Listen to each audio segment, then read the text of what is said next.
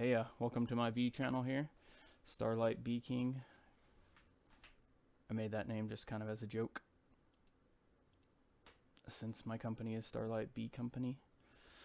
So it's not that I consider myself to be some grand king or anything, but definitely helping the bees and want to see the bees do as good as they possibly can on Maui and in all of our apiaries.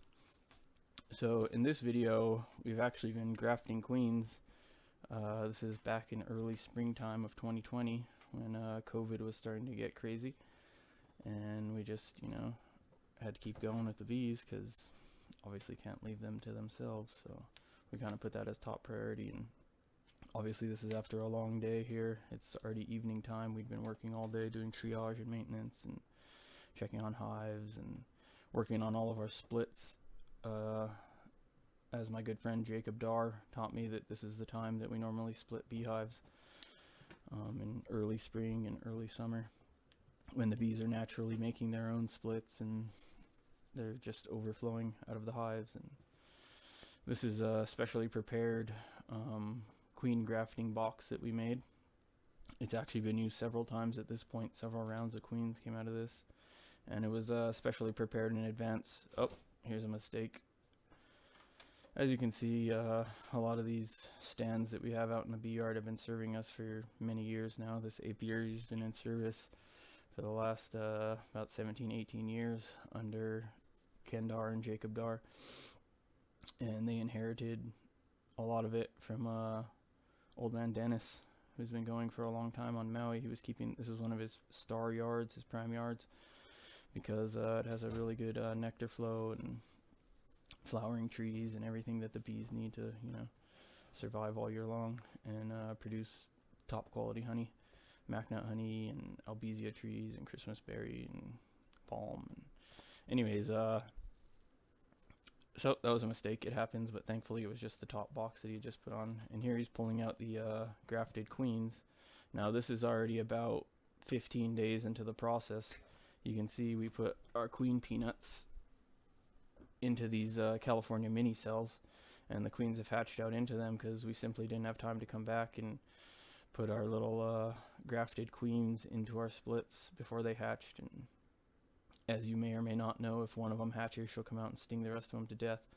So pretty heavy bee manipulations here, but this way they all hatch out into their little cage and the bees will feed all of them and none of them get killed, and it gives us a few more days to come back and set them into our different splits that we had made. And this box here was obviously set up with no queen, and there's several different ways you can do that. I imagine that he either found, I wasn't there for that particular day, but I imagine he either found a queenless hive and boosted it all up with a flight line and numbers and frames and brood and everything the bees needed, or he simply made a big split, that there was another hive sitting here in this spot and he split it off and left these guys and made sure they didn't have a queen in there, which forces the bees to start making queens.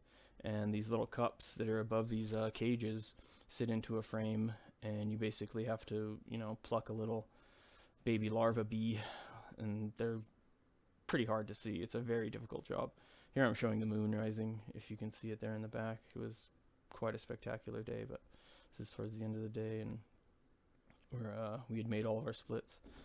But anyways, yeah, so you put your little bee worms larvae into those little bee cups that are on top of the cages, and you put them in the frame, and the bees instantly recognize that it's a queen cell because of the larger size, so they'll immediately start feeding it and making it into a queen with royal jelly. And you come back in about 10, 11 days or something like that, about 9, 10 days, and you'll see which ones actually turned into queens. And at that point you want to pull them out before they all hatch, or put them all into these California minis like this. So that's what we were doing here today, and I believe we made probably something like 10 or 12 splits off of this one manipulation, and we ended up using this box about 3 or 4 times before we had to pass off the resources and restart a new box and just make sure all the bees survive and the resources don't go to waste. And that he just threw out is our beetle rag there, which is another problem that we suffer from heavily here in Hawaii. We don't really have many of the other diseases that plague the bees on the mainland and elsewhere in the world, but our main one is the hive beetle.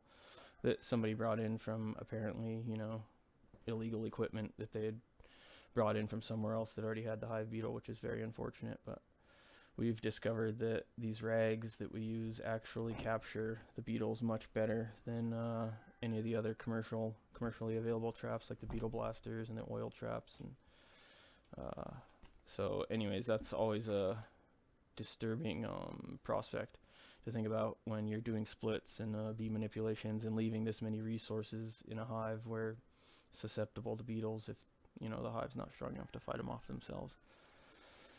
But yep, so this was our little cloning process. You can see he put a bunch of the resources into that top box just to pass them off before we I think we actually left one of the queens in this box so they became their own hive again, not to just totally decimate them. But video is going to stop, so I hope you enjoyed the video, and please subscribe and hit the bell button and follow all my other stuff. Thank you. Aloha.